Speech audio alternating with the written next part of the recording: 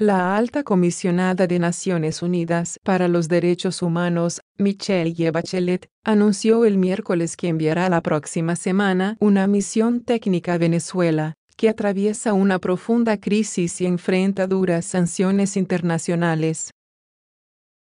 El gobierno del presidente Nicolás Maduro mantiene un pulso con sus adversarios, encabezados por Juan Guaidó, reconocido por decenas de países como mandatario del país, por una eventual visita de Bachelet.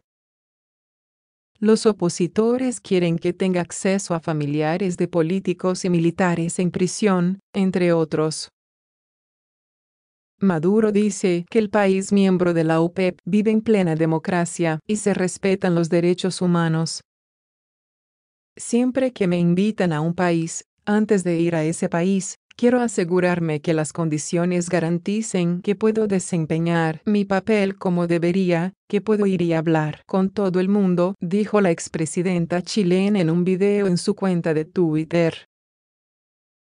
Sería inútil ir a un país y una vez allí no poder reunirme con cualquiera que necesite reunirme. Creo que sería un fracaso de mi función, agregó la funcionaria. El acceso a todo el mundo permite estar segura de que puedo elaborar un informe completo, no uno sesgado, dijo la alta comisionada, sin dar más detalles sobre cuántos miembros integrarían esa comisión técnica que enviará, ni cuánto tiempo estaría en el país o cuándo podría viajar ella a Caracas.